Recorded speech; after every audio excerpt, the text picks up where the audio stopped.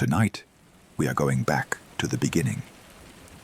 Before the tragedy, before the myths, and before the ice, there was just the iron. We are traveling back to a time when the world was heavy. It was a time of steel and coal, of steam and grease. A time when humanity believed that if you built something large enough and strong enough, it could conquer nature itself. Chapter 1. The Gantry in the Mist. We are going to the grey, wet coast of Northern Ireland, to the city of Belfast. It is the year 1909. The rain is falling over the city. It is not a violent storm. It is the constant, persistent drizzle of the Irish Sea. It washes over the slate roofs of the row houses. It runs down the cobblestone streets. It turns the dust of the coal yards into black mud. We are standing on the banks of the River Lagan.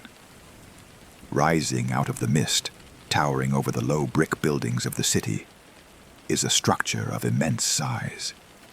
It looks like a cathedral without walls. It is a spiderweb of steel girders, scaffolding, and cranes, rising 200 feet into the grey sky. This is the Aral Gantry. It is the cradle of giants.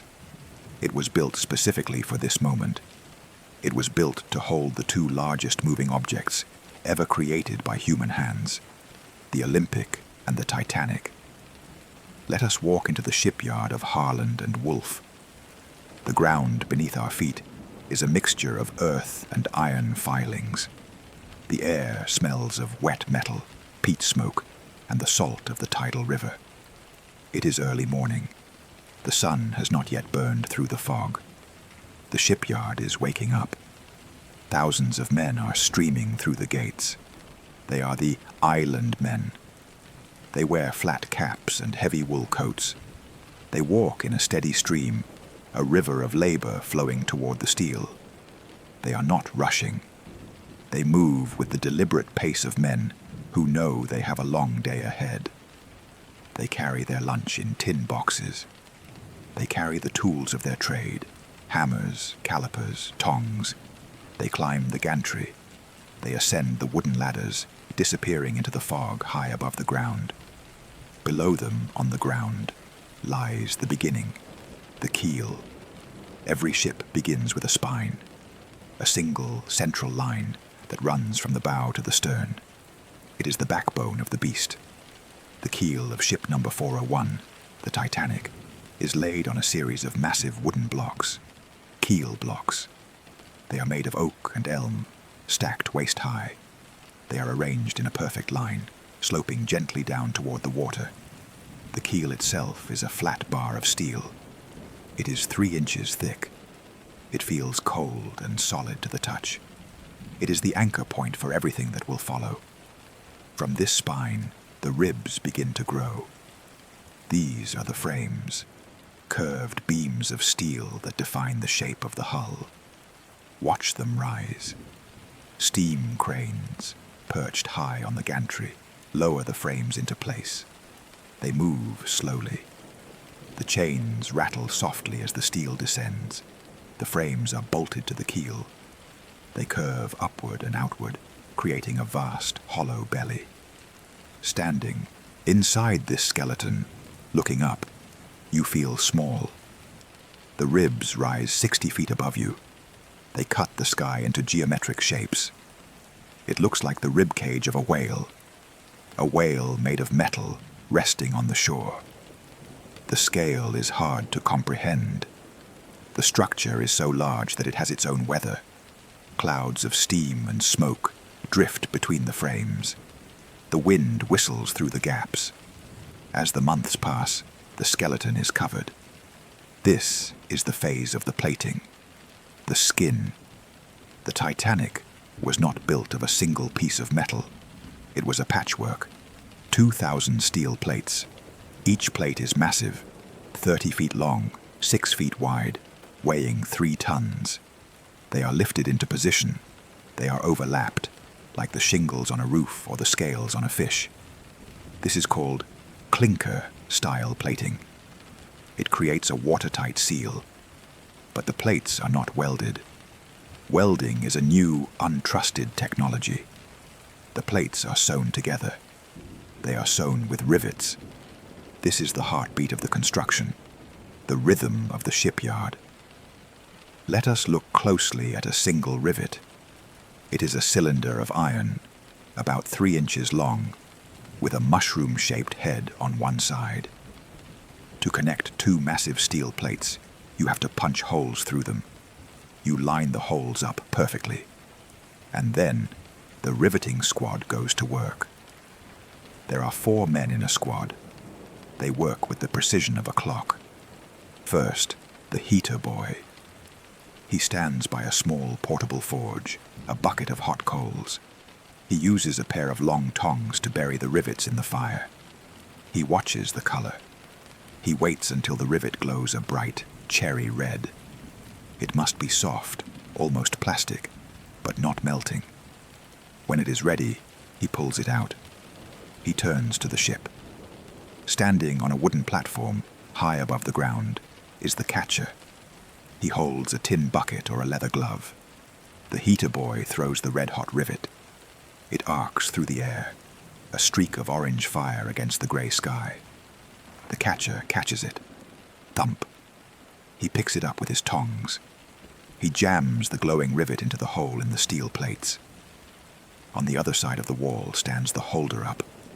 He is a man of immense strength. He holds a heavy sledgehammer against the head of the rivet. He leans his entire body weight into it, bracing himself against the steel. And finally, the basher, the riveter. He wields the hammer. In the later stages, they used pneumatic guns, but for much of the hull, it was done by hand. He swings, clang. He hits the red-hot end of the rivet. The soft metal squashes. It mushrooms out. It fills the hole completely and forms a second head on the other side. Clang, clang, clang. He hammers it flat. And then the physics takes over. As the iron rivet cools down, it shrinks. It contracts. Because it has a head on both sides, as it shrinks, it pulls the 2 steel plates together. It clamps them with a force of tons per square inch. It creates a bond that is stronger than the steel itself. Now, multiply this action. 3 million rivets. 3 million times a boy heated a piece of iron. 3 million times he threw it. 3 million times it was hammered. Clang, clang, clang. From a distance, the sound of the shipyard was a low, continuous roar, a drone of industry. But up close, it was a rhythm. The squads worked in unison. They developed a tempo. They sang songs to keep the beat. Day after day, week after week, the black wall of the hull rose higher. It blocked out the view of the river. It blocked out the sun. It became a cliff of steel. Let us walk along the bottom of the hull. This is the double bottom. The Titanic was designed to be the safest ship in the world. The engineers created a ship within a ship. The bottom of the hull is 5 feet thick. There is the outer skin, which touches the water. And there is the inner skin, the floor of the boiler rooms. Between them is a honeycomb of steel compartments. If the ship hits a rock, the outer skin might break. But the inner skin will hold. The water will be trapped in the honeycomb. The ship will float. It was a fortress. Walking through the double bottom during construction was like walking through a steel cave. It was dark, echoing, and cramped. The cellular double bottom. It felt indestructible. The men who built it took pride in this strength. They looked at the thickness of the steel. They looked at the density of the rivets. They touched the cold iron and felt permanence. They could not imagine a force on Earth that could break this back. By the spring of 1911, the hull is complete. It sits on the slipway, a massive black shape looming over the city. It does not have funnels yet. It does not have engines. It does not have the grand staircase or the chandeliers. It is just a shell, a vessel waiting for a soul. But it is time to move it. It is time for the launch. May 31st, 1911. The slipway is a ramp sloping down into the River Lagan, but you cannot simply push 26,000 tons of steel into the water. Friction is the enemy. If steel touches wood under that much weight, it will not slide. It will burn. It will seize. So, they need a lubricant. They need grease. In the days before the launch, the workers prepared the slipway. They laid down a carpet of slippery materials. Listen to the recipe of the slide. 22 tons of tallow, rendered animal fat. 22 tons of soft soap, 15 tons of train oil. They mixed it together. They spread it thick on the wooden ways, a layer of grey, slippery sludge, inches thick. The ship rests on a wooden cradle. The cradle rests on the grease. On the morning of the launch, the city of Belfast holds its breath. 100,000 people gather on the banks of the river. They stand on the roofs. They stand on the coal heaps. They fill the grandstands. The atmosphere is not loud. It is tense. It is a quiet awe. The sheer size of the object is overwhelming. It is the largest moving object ever built. At 12:05 p.m., a red flag is raised. A rocket is fired. Boom. The order is given. Release. The hydraulic triggers. The heavy iron catches that are holding the ship back are dropped. For a moment, nothing happens. The ship sits there, massive, immobile. Gravity is fighting inertia. And then, a creak, a deep, wooden groan from the cradle. The ship begins to move. It moves imperceptibly at first, an inch, 2 inches, then a foot. Then it gathers speed. The grease does its job. The 26,000 tons of steel slide silently over the tallow. It picks up momentum. It is sliding at 12 knots. The stern of the ship hits the water. Whoosh! A massive wave rises up. The displacement of the water is violent. The river swells. The ship slides further. Halfway in, the drag chains, huge piles of rusty chain laid on the ground to slow the ship down, begin to rattle. They are dragged along the concrete, creating a cloud of red dust. And then, the bow leaves the land. The Titanic is floating. A cheer goes up from the crowd. Caps are thrown in the air. The whistle blows. But let us focus on the ship itself. It is sitting high in the water. It is empty. It has no boilers, no coal, no cargo. It bobs gently on the river. Tugs approach it. Small, sturdy boats puffing black smoke. They throw ropes to the giant. They begin to tow the empty hull to the fitting-out wharf. This is where the second phase of life begins. The hull is built. The body is finished. Now, they must build the heart and the mind. The ship is tied up at the deep water wharf. It will sit here for 10 months. Imagine the interior of the empty ship at night. It is a vast, echoing cavern of steel. There are no walls yet, no cabins, no carpets. You can stand in the space that will become the first-class dining saloon and look straight down through the steel beams into the darkness of the hold. You can hear the water lapping against the hull from the inside. The sound resonates through the empty metal chambers. Gurgle, lap, gurgle, lap. It is cold. It smells of the river and the fresh paint used to coat the steel. Red lead paint to prevent rust. The wind blows through the portholes, which do not yet have glass. It is a skeleton waiting to be dressed. Over the next year, the island men will return. But now, it is not just the riveters and the blacksmiths.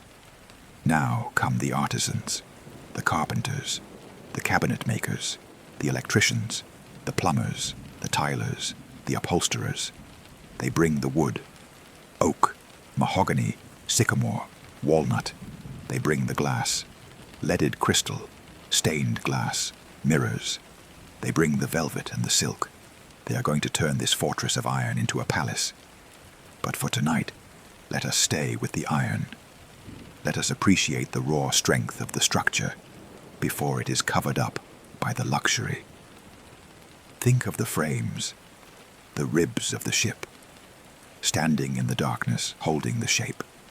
Think of the plates, the skin, overlapped and sealed. Think of the rivets, the millions of tiny iron fists gripping the plates, holding them tight against the cold ocean. It creates a feeling of absolute security. You are inside a shell that was built by thousands of hands. It was built with fire and hammer. It was built to endure. The mist of Belfast settles over the river again. The lights of the shipyard dim. The great gantry stands empty now. Its job is done. The bird has flown the nest. The ship sleeps at the wharf. It rises and falls gently with the tide. Up and down, up and down. A slow, heavy rhythm. The breathing of a sleeping giant. The rain continues to fall on the steel decks. It runs into the scuppers. It washes the dust of the construction away. You are safe here. You are grounded. You are held by the weight of the iron. The world is solid. The foundation is laid. Rest in the strength of the build. Sleep. Chapter 2. The heart of the beast. The hull is floating. The great black wall of steel sits in the dark water of the River Lagan, tethered to the deep water wharf by ropes as thick as a man's leg. We have built the body. We have riveted the skin. But a body without a heart is just a shell. A body without lungs cannot breathe. Now, we must give the giant life. We are entering the second phase of construction, the fitting out. It is late in the year 1911. The air in Belfast has turned colder. The wind whips off the Irish Sea, whistling through the empty portholes of the hull. But the work does not stop. It merely changes its rhythm. The frantic, percussive clang, clang, clang of the riveting squads is gone. It has been replaced by a deeper, slower sound, the sound of heavy machinery, the groan of cranes, the thud of massive weights being lowered into the deep. We are standing on the wharf, looking up at the ship. Alongside the Titanic stands another giant. It is the floating crane. They call it the Titan. It is a structure of immense power, built to lift what no human could lift. It can hoist 150 tons into the air, with the grace of a hand picking up a feather. Its gears turn slowly. Its chains are slick with black grease. It hovers over the open deck of the ship. The funnels have not been installed yet. There are gaping holes in the top of the vessel, the casing openings, leading straight down into the bowels of the ship. We are going to drop the heart into the chest. Let us look at the boilers. These are the lungs of the Titanic. There are 29 of them waiting on the dockside. They look like subterranean monsters. They are double-ended Scotch boilers. Visualize them. Cylinders of steel, big enough to drive a train through. They are 16 feet in diameter and 20 feet long. Each one weighs nearly 100 tons. They are studded with thousands of rivets. They are painted black. At each end, they have mouths, the furnace doors, waiting to be fed. The crane lowers its hook. Heavy chains are wrapped around the first boiler. The slack is taken up. The chains tighten. They groan under the tension. Slowly, inches at a time, the massive cylinder leaves the ground. It hovers in the air, rotating gently. It swings over the deck of the ship. The workers below, deep in the bottom of the hull, look up. They see a circle of grey sky, and then the black shape blocking out the light. Down it comes, past the boat deck, past a deck, past B deck, past C, D, E, F, down into the dark. It settles into its cradle on the tank top, the double bottom we walked across in the last chapter. Thud. A deep, resonant vibration runs through the ship. The first organ is in place, then the next, and the next. 29 boilers, arranged in 6 boiler rooms. They act as watertight compartments. Imagine walking through these rooms now. They are silent. They are cold. They smell of fresh paint and iron. In a few months, this place will be an inferno. It will be the domain of the black gang, the stokers and trimmers. It will be filled with the roar of 159 furnaces burning coal. It will be hot enough to blister skin. But tonight, it is a cathedral of cold steel. You can walk between the boilers and touch their rivets. You can hear your own footsteps echoing in the fireboxes. It is a sleeping volcano. We move aft, towards the stern of the ship. Here we find the muscles, the engines. The Titanic is a steamer, but it is a transitional creature. It sits between the old world and the new. It uses two types of power. For the outer propellers, it uses reciprocating engines. These are the dinosaurs of the steam age. They are the largest reciprocating engines ever built. Stand in the engine room and look up. They are 4 stories tall. They rise like cliffs of cast iron and polished steel. To see the top of the cylinders, you have to crane your neck back. To see the crankshaft, you have to look down into the pit. They are triple expansion engines. Steam enters at high pressure into a small cylinder. It pushes the piston down. Then it moves to a medium cylinder, pushes down. Then it moves to 2 low-pressure cylinders, pushes down. It expands. It gives up its energy. The pistons are massive. Each one is a cylinder of steel the size of a small room. The connecting rods, the arms that turn the crank, are thick as tree trunks. Everything is heavy. Everything is solid. The engineers walk along metal gantries high above the floor, carrying oil cans. They are like priests attending to an idol. When these engines are running, they will generate a rhythm that will vibrate through the pillow of every passenger in 3rd class. Thump, thump, thump, thump. It is the heartbeat of the Industrial Revolution. It is the sound of man conquering the ocean.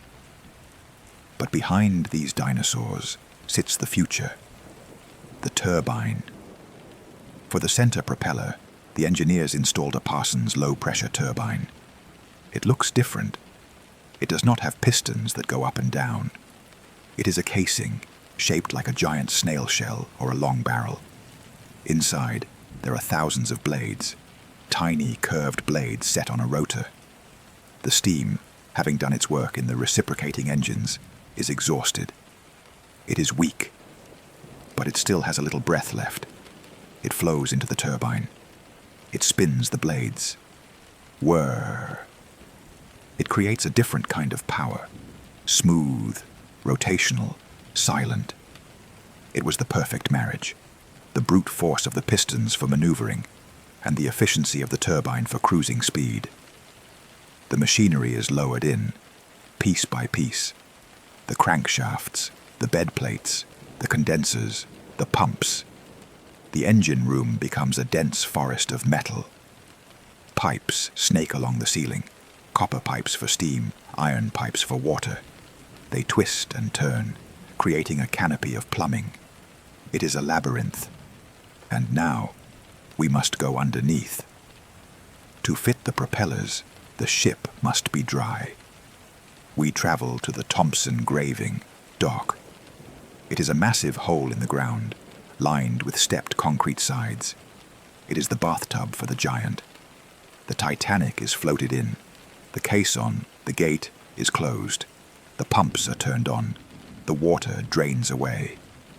For the first time, the true shape of the hull is revealed. Usually, a ship hides its bulk underwater. But here, in the dry dock, you can see the underbelly. You can see the keel. You can see the sweeping curve of the rudder. The ship looks impossibly high. Standing on the floor of the dock, looking up, the hull rises like a black wall that touches the clouds. It makes you dizzy. Workmen stand on wooden scaffolding to paint the bottom. They look like ants crawling on the side of a building. They are painting it anti-fouling red, a deep oxide red that protects against barnacles and rust. And at the stern, the propellers. There are 3 of them. The wing propellers, left and right, are driven by the piston engines. They are massive, 23 feet across. They are made of manganese bronze. In the grey light of Belfast, they glow like gold. Each blade weighs tons. They are bolted to a central boss. The center propeller, driven by the turbine, is smaller, 16 feet. It is molded from a single piece of manganese bronze. Imagine the sound of attaching them. Huge wrenches, sledgehammers hitting the nuts. Clang, clang, tightening the screws that will push the ship through the Atlantic. These blades are designed to bite the water. They are the point of contact between the engine's power and the ocean's resistance. They sit there in the dry air, shining, waiting to spin. Above the propellers, the rudder. It is a single plate of steel, hinged on massive pins. It is as tall as a house. It is steered by its own steam engines, the steering gears. Hidden deep in the stern of the ship, there are massive springs, tiller springs. They are there to absorb the shock of the waves hitting the rudder. Everything is over-engineered. Everything is built for a storm that no one has yet seen. We climb back up out of the dry dock. We return to the deck. The ship is painted. The engines are in. But the silhouette is wrong. It looks flat. It needs its crown. The funnels. The Titanic is famous for its 4 funnels. They are the symbol of her power. In 1911, the public believed that the more funnels a ship had, the faster and safer it was. The Titanic actually only needed 3. The first 3 funnels connect to the boiler rooms. They vent the smoke from the furnaces. But the designers knew the psychology of the passenger. 3 funnels looked unbalanced. 4 funnels looked majestic. So, they built a 4th one. A dummy. It was used for ventilation, to let air into the turbine room and the galley. But mostly it was used for symmetry. Raising the funnels was a spectacle. They were built in the shops nearby. Oval cylinders of steel plates. They were painted a specific color. White star buff. A creamy brownish yellow, with a black band at the top. They are huge. You could drive 2 railway trains through one of them side by side. The crane lifts them. They are not placed straight up and down. They are given a rake, a tilt. They lean back toward the stern at an angle of roughly 10 degrees. Why? Because it looks fast. Even when the ship is standing still at the dock, the rake of the funnels makes it look like it is charging forward, cutting through the waves. It is an optical illusion of speed. The workers bolt them down.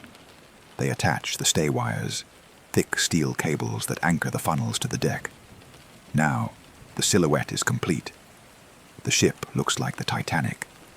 It sits high in the water, proud and fresh. But inside, it is still a skeleton of steel beams. The machinery is installed, but the comfort is missing. Now begins the work of the finer trades, the plumbers and the electricians. The Titanic was a floating city. It needed a nervous system. Miles of copper wire are threaded through the bulkheads. They connect to the dynamos, 4 steam-powered generators that produce electricity, 10,000 electric light bulbs. Before this, ships were dim. They used oil lamps or weak bulbs. But the Titanic is designed to banish the night. It will be a blaze of light in the middle of the dark ocean. Heaters, fans, elevators, potato peelers, dishwashers, all powered by the current running through these copper veins. And the plumbing, miles of pipe, fresh water tanks, salt water tanks for the baths. The plumbers work in the darkness of the partitions. They are installing the hidden systems that make luxury possible. They are installing the silence. Cork insulation is packed into the walls to dampen the sound of the engines. felt is laid under the floors to soften the footsteps. The goal is to make the passenger forget they are on a ship. They want the passenger to believe they are in a hotel in London or Paris. They want to hide the steel. They want to mask the vibration. Let us stand on the boat deck now. It is evening. The shipyard is quiet. The work for the day is done. The ship is cold. There is no steam in the boilers yet. The funnels are cold chimneys. But you can feel the potential. 26,000 tons of steel, 3 million rivets, 29 boilers, 3 propellers. It is a machine of immense complexity, waiting for the spark. It is waiting for the coal. Imagine the coal. It is piled in mountains on the dock. Black, dusty anthracite coal from the mines of Wales. It will take weeks to load it. Men with shovels and wheelbarrows moving the mountain into the bunkers of the ship. It is the food for the beast. 6,000 tons of coal, stored in the dark bunkers along the bottom of the hull, waiting to be shoveled into the furnaces. The coal is potential heat. The water in the boilers is potential steam. The tension in the steel is potential movement. Everything is holding its breath. The rain falls softly on the fresh pine planks of the deck. The wood absorbs the water. It swells slightly, tightening the seams. The ship is seasoning. Look out over the river. The lights of Belfast are twinkling in the mist. The city has built this thing. It has poured its sweat and its iron into this shape. It is a monument to the Edwardian mind, rigid, strong, structured, class-conscious, and utterly confident. They believe they have mastered the variables. They have calculated the displacement. They have calculated the stress. They have calculated the metacentric height. They believe the math is perfect. And as the ship sits there in the dark water, silent and heavy, it feels perfect. It feels immortal. There is a peace in this moment. The peace of the object before it is used. The car before the engine starts, the house before the family moves in, the ship before the voyage. It is a suspended moment, a pause in history. The Titan crane looms overhead, its job finished. It stands like a parent watching a child leave the nest. We walk along the deck. Our footsteps echo on the wood. We touch the railing. It is teak, smooth, cold, wet. We look down at the water. It is black and oily. It laps against the steel plates. Slap, slap, slap. The water is waiting too. But tonight, there is no ice. Tonight, there is no tragedy. There is just the engineering. The beautiful, heavy, silent engineering. The heart is in the body. The veins are strung. The bones are set. The beast is ready to wake. But not yet. Tonight, it sleeps at the wharf. And we sleep with it. Safe in the knowledge of the steel. Safe in the thickness of the hull. Safe in the quiet of the harbor. Let the weight of the iron ground you. Let the slow current of the river carry you. Rest in the shadow of the funnels. Sleep. Chapter 3. The larder and the linen. The ship is built. The rivets have cooled. The paint has dried. The engines have been tested in the quiet waters of Belfast Lough, turning over for the first time with a deep subterranean rumble that shook the seagrass on the shore. The Titanic has left her birthplace. She has sailed south, down the Irish Sea, around the toe of Cornwall, and up the English Channel. She has arrived at Southampton. It is April 1912. The spring air is crisp. The sky is a pale English blue, scattered with high clouds. The ship sits at the White Star Dock. She is so large that she makes the dock look small. She towers over the warehouses and the cranes. She casts a shadow that stretches across the water, cooling the air. She is no longer a hull. She is a floating city. But a city needs supplies. A city needs fuel. A city needs food. We are going to watch the loading. We are going to witness the logistics of luxury. It begins with the coal. Before the champagne, before the violins, before the passengers, there must be the black dust. The Titanic is a coal burner. She is a voracious beast. To move 26,000 tons of steel at 21 knots requires energy on a scale that is hard to comprehend. She needs 600 tons of coal every single day. There is a coal strike in England. Fuel is scarce. The White Star Line has had to scavenge coal from other ships, emptying their bunkers to feed the giant. Imagine the coaling process. It is dirty, hard, rhythmic work. Barges pull up alongside the pristine black hull. Gangways of wood are laid down. The coalies go to work. They are men covered in black dust. Their eyes are white circles in dark faces.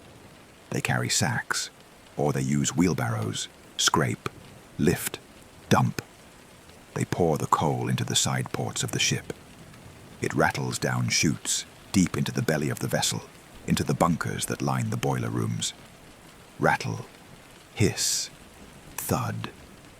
Black clouds of dust rise up. The crew has to cover the decks with canvas to protect the white paint. They seal the portholes. It takes days, 6,000 tons. Imagine a mountain of black rock, moved by hand, shovel by shovel, into the dark. This is the stored sunlight of millions of years ago. Ancient forests, compressed into carbon, waiting to be turned into steam. It sits there in the bunkers, silent, heavy, potent. Once the coal is loaded, the cleaning begins.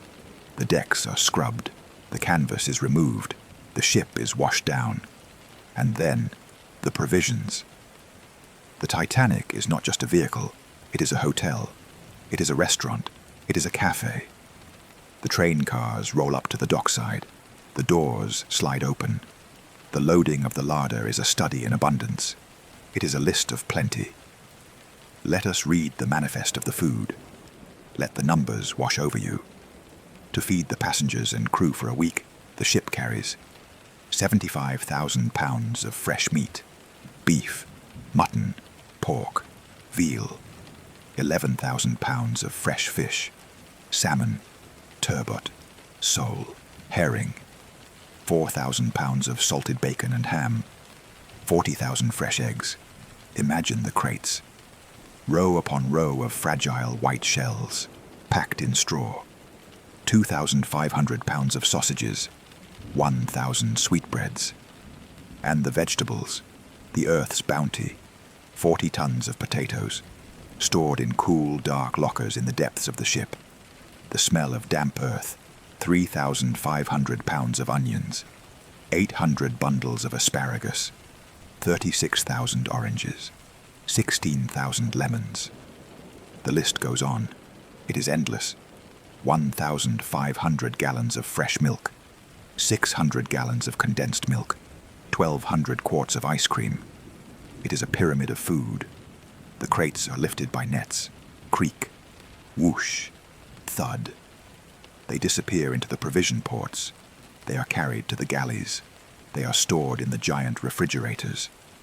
The Titanic had the most advanced refrigeration in the world. Cold rooms for meat, cool rooms for vegetables, rooms for flowers. The florists brought thousands of fresh-cut flowers, roses, carnations, daffodils, to be placed on the tables of the dining saloon, to wither and die and be replaced. And the drink. 15,000 bottles of ale and stout, 1,000 bottles of wine, 850 bottles of spirits, and the water. The ship carries its own fresh water, but it also has condensers to turn seawater into steam. The logistics are perfect. Every apple has been counted. Every bottle has been catalogued. Now, let us look at the equipment. A ship is a house. It needs furniture. It needs tools. It needs surfaces. The White Star Line prided itself on the quality of its service. They did not use paper plates. They used the finest bone china. 57,000 pieces of crockery. Imagine the sound of them being stacked. Clink, clink, clink. Plates, saucers, cups, soup bowls. There were different patterns for different classes. First class, Crown Derby, expensive, heavy, gold rims, complex floral patterns in cobalt blue and red. Second class, Delft, blue and white, clean, Dutch patterns. Third class, sturdy white stoneware with the White Star logo, a red flag with a white star, baked into the glaze, and the glass. 29,000 pieces of glassware, crystal champagne flutes, heavy tumblers for whiskey, delicate cordial glasses, water carafes. They are polished until they sparkle. They are placed in racks designed to hold them steady when the ship rolls. And the silver, 44,000 pieces of cutlery, knives, forks, spoons, fish knives, grapefruit spoons, sugar tongs, asparagus servers. Each piece is solid silver or heavy silver plate. Each piece is stamped with the company crest. They are stored in the silver locker, a room lined with green baize, felt, to prevent scratching. The smell of silver polish hangs in the air. And finally, the linen. This is the texture of luxury. 180,000 items of linen. Use your mind to feel the fabric. Damask tablecloths, cool, white and crisp, stiff with starch. Double damask napkins, merino wool blankets, eiderdown quilts, Egyptian cotton sheets. They are folded, stacked, counted. The linen room smells of lavender and steam pressing. It is a soft, white world. The ship is stocked. It is full. It is heavy. It sits lower in the water now. The load line is submerged. Now, the cargo. The Titanic was a Royal Mail ship, RMS Titanic. Deep in the hold, in the mail room, the sacks are being loaded. 3,300 sacks of mail. 200,000 letters. Letters from Ireland to America. Letters from bankers in London to brokers in New York. Love letters, business contracts, postcards, all sealed in canvas bags, all sorting by the seapost clerks. But there was other cargo too. The manifest of the Titanic contained strange and wonderful things. It was a bridge between the old world and the new. It carried the treasures of Europe. Let us look at the list of what was in the hold. 76 cases of dragon's blood, a red resin from a tree used for varnish and medicine, 1 cask of china for Tiffany's, 30 cases of golf clubs and tennis rackets, 4 cases of opium, 5 grand pianos, 1 crate of auto parts, 25 cases of biscuits, cases of ostrich feathers, for the hats of the ladies in New York. It is a museum of 1912, a snapshot of commerce. There was even a car, a Renault Type CB Coupe de Ville, the property of a passenger named William Carter. It was crated up, sitting in the forward hold, brass headlights, red leather seats, sleeping in the dark. The ship is full. It is April 10th, the morning of the departure. The train from London arrives at the dockside, the boat train. The passengers step out. First-class passengers, women in massive hats with ostrich feathers, like the ones in the hold. Men in fur-collared coats, servants carrying jewelry cases. They walk up the gangway. It is covered in a red carpet. They enter the ship on D deck or B deck. They are greeted by the stewards. "Your cabin, sir?" They are led through the labyrinth of corridors. The smell of the ship is new. It smells of new car, fresh varnish, fresh paint, new rubber, new carpet, second-class passengers, teachers, clergymen, tourists, third-class passengers, immigrants, families from Ireland, Scandinavia, Lebanon. They carry their lives in trunks and bundles. They enter the ship lower down. They are inspected for health. The ship swallows them all. 2,200 souls. At noon, the whistles blow. 3 short blasts. They echo off the buildings of Southampton. Whoo, whoo, whoo. It is a sound that vibrates in the chest. The heavy mooring ropes are cast off. They splash into the water. They are hauled in. The tugboats strain. The water churns. The gap between the ship and the quay widens. A foot, a yard, a chasm. The Titanic moves under her own power. But as she moves, something happens. A reminder of her sheer size. The physics of displacement. As the Titanic moves down the river test, she passes another liner, the SS New York, which is tied up at the dock. The Titanic is so massive that she pushes a wave of water ahead of her and drags a hole in the water behind her. Suction. As she passes the New York, the suction sucks the smaller ship away from the dock. Snap.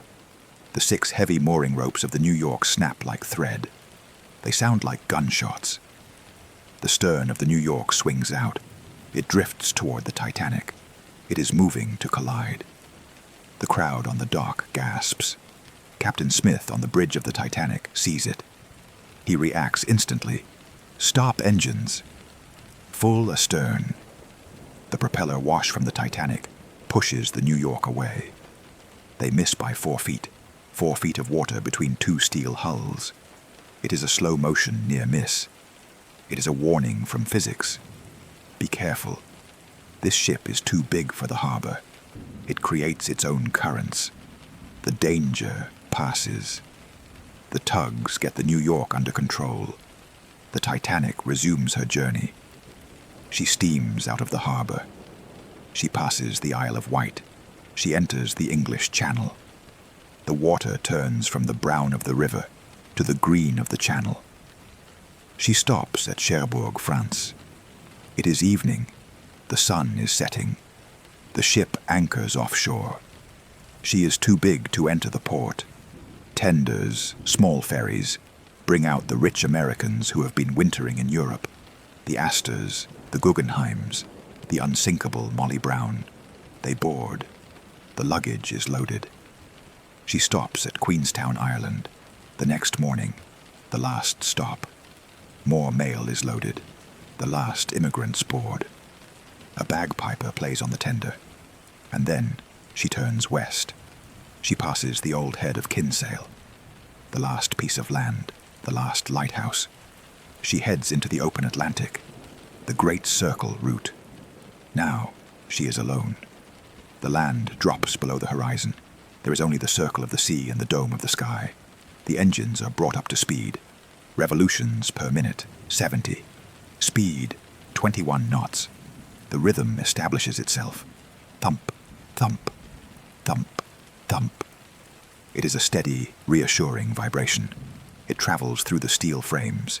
It hums in the drinking glasses. It is the pulse of the voyage. The smoke from the funnels trails out behind the ship, a long black ribbon marking the path back to Europe. Let us settle into the ship. It is night, the first night at sea. The sea is calm, a gentle swell. The ship rides it easily. She is so long, 882 feet, that she does not pitch. She cuts through the waves like a knife through butter. Stand on the deck. The wind is cold. It is a headwind created by the speed of the ship. Look up at the funnels. They are glowing slightly from the lights of the deck below. Look at the rigging. The Marconi aerials stretched between the masts. They are singing in the wind. Hum. Wireless messages are flying through the air. Greetings, stock prices, news. But down here on the deck, it is just the sound of the water. Hiss. Wash. Hiss. Wash. The white foam peels away from the hull. It glows with phosphorescence. You are moving. You are suspended between 2 continents. You have left the solid earth. You are living in a machine. But it is a comfortable machine. A warm machine. Inside, the lights are bright. The music is playing. The fireplaces are burning coal.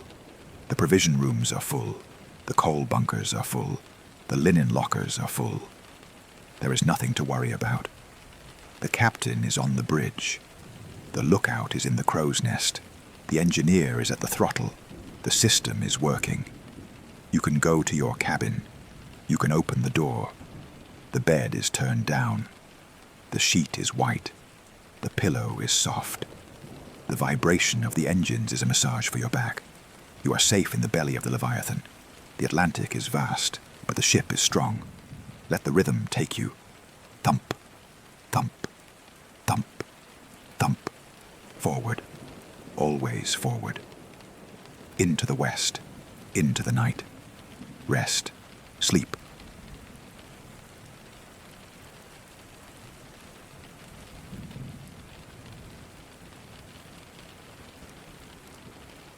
Chapter 4.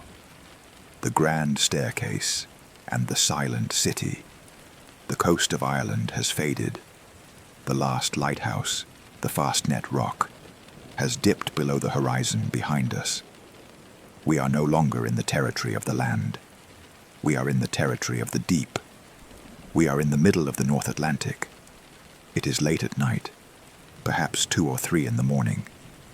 The date is April 12th, 1912.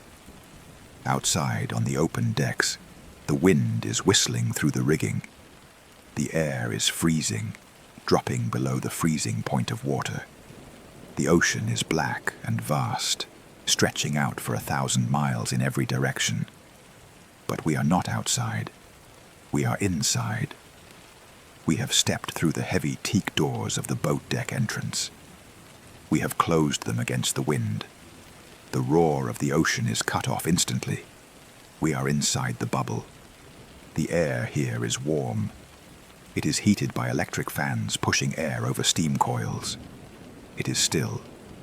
It smells of floor polish, fresh-cut flowers, and the faint, lingering aroma of expensive cigars from the smoking room. The ship is asleep. The passengers have retired to their cabins. The corridors are empty. We are going to walk through the silent city. We are going to explore the architecture of luxury. We stand at the top of the grand staircase. It is the crown jewel of the ship. It is the most famous room on the ocean. In the dim light of the night, it looks like a temple. The staircase is not made of marble, as many assume. It is made of wood, solid English oak. It was carved by master craftsmen from Belfast. They spent months on it. Look at the balustrades, the railings. They are a work of art. They are made of wrought iron, painted gold. But they are not plain bars. They are scrolling vines, iron leaves and iron tendrils curling around each other.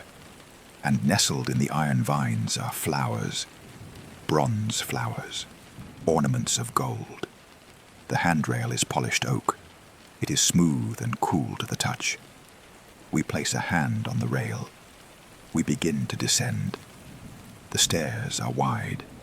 They are designed for women in long evening gowns to walk down 2 abreast without their skirts touching. They are designed for grand entrances. But tonight, there is no one to make an entrance for. There is only the architecture. We walk down from the boat deck to A deck. Above us is the dome. It is a masterpiece of glass and iron, an oval skylight made of white milk glass and wrought iron tracery. During the day, the sunlight filters through it, illuminating the staircase with a natural glow. But now, at night, it is lit from behind. A massive chandelier hangs from the center of the dome, 50 crystal beads catching the electric light. It creates a soft, diffused halo over the stairs. On the landing of A deck, we stop. Facing us is a wall of oak paneling, and set into the wall is the clock. It is known as Honor and Glory Crowning Time. It is a wood carving. 2 classical figures, Honor and Glory, draped in flowing robes. They are leaning toward the center, holding a wreath, and in the center, the clock face. The hands are gold. The numerals are black. It ticks softly. Tick, tick, tick. It shows the ship's time. But ship's time is fluid. Every night the clocks are adjusted. They are set back as the ship travels west, chasing the sunset. The clock is a reminder that here, in the middle of the ocean, Time is an artificial construct. It is whatever the captain says it is. We continue down. B deck, C deck, D deck. As we descend, the ship opens up. We arrive at the reception room on D deck. This is the heart of the social world. The floor here is magnificent. It is not wood. It is linoleum. In 1912, linoleum was a high-tech luxury material. It was vibrant. It was waterproof. The pattern is a complex mosaic of tiles, cream and rust, red and black. It looks like a Persian carpet, but it is cool and smooth. Our footsteps make a sharp, clicking sound on the tiles. Click, click, click. The room is filled with wicker chairs and palms, potted palms in brass planters. They cast spiky shadows on the white walls. Through the double doors, we see the dining saloon. It is cavernous. It spans the entire width of the ship. It can seat 500 people at once. Tonight, it is a landscape of white linen. Rows and rows of tables set for breakfast. The silver is laid out. The glasses are overturned. The napkins are folded into bishop's mitres. The room is silent. But if you listen closely, you can hear the vibration. Rattle, tinkle, a loose spoon vibrating against a saucer, a glass trembling on a shelf. It is the vibration of the engines deep below us. It travels up through the steel frames, through the deck, through the table legs. It is a constant reminder that we are moving. We are sliding through the water at 21 knots. The dining saloon is designed in the Jacobean style. The walls are white paneling. The ceiling is plastered with molded motifs. It feels like a manor house in the English countryside. It does not feel like a ship. That was the goal of the White Star Line. To make you forget the ocean. To make you forget the danger. They covered the steel rivets with oak. They covered the pipes with molding. They covered the portholes with leaded glass windows that look like they belong in a cottage. It is a beautiful illusion. We leave the dining saloon. We walk forward. We enter the long corridors of the cabins, the long corridor on E deck. It is nicknamed Scotland Road by the crew. It runs almost the entire length of the ship. It is a tunnel of white paint and linoleum. Miles of pipe and wire run behind these walls. We pass the doors of the first-class staterooms, B-52, B-54, B-56. These are not just rooms, they are suites, the millionaire suites. Let us open a door and look inside one of these empty sanctuaries. The parlor suite. It has a private promenade deck, a strip of the ship walled off just for the occupant, so they can look at the sea without mixing with the crowd. Inside, the room is decorated in the style of Louis XVI. Silk damask on the walls, pastel pinks and creams, furniture with curved legs and gold leaf accents. There is a fireplace. It looks like a real coal fire. It has a grate, it has logs, but it is electric. A red light bulb and a heater fan. It creates the cozy glow of a hearth without the smoke. On the bedside table, there is a lamp with a pink silk shade, a silver thermos of ice water, a telephone. The bed is brass. The mattress is horsehair. The sheets are Irish linen. It is completely silent here. The insulation is thick. You cannot hear the wind. You cannot hear the neighbors. You are isolated in a box of velvet and silk, suspended over the abyss. We leave the suite. We go deeper.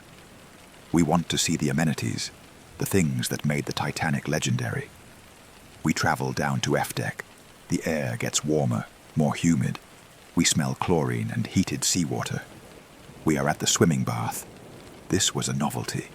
A pool on a ship. It is a tiled room, blue and white tiles. The pool is filled with salt water, pumped directly from the ocean and heated. Tonight, the water is calm. It sways gently back and forth as the ship rolls. Slosh, slosh. The lights reflect on the moving water. Next door is the Turkish bath. This is a fantasy of the Orient.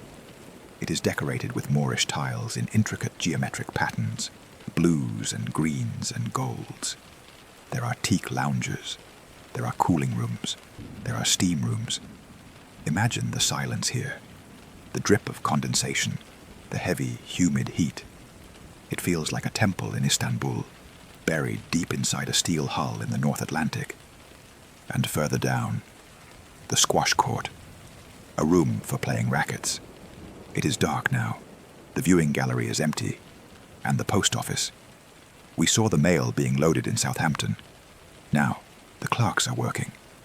Even at 3 a.m., the Sea Post Office is active. 5 clerks, 2 British, 3 American. They are standing at sorting tables. The walls are lined with pigeonholes. They are sorting the mail for New York. Shuffle, thwack, shuffle, thwack. They stamp the letters. Titanic. They are oblivious to the cold outside. They are focused on the task, organizing the paper, creating order. We move back up the stairs, past the library with its leather books, past the barber shop with its automated horse-riding machine. We arrive at the smoking room on A deck. This is a masculine space. Dark mahogany walls inlaid with mother-of-pearl, stained glass windows depicting landscapes and ships. The chairs are deep leather, wingbacks. The fire is dying in the grate. The room is empty, except for a steward wiping down a table. There are card tables covered in green baize. This is where the men sat until late, drinking brandy, smoking cigars, and talking about money. The air is still heavy with the scent of tobacco. It clings to the curtains. It is a rich, earthy smell. We walk out onto the palm court, the veranda cafe. It has large windows looking out onto the ocean. Wicker furniture.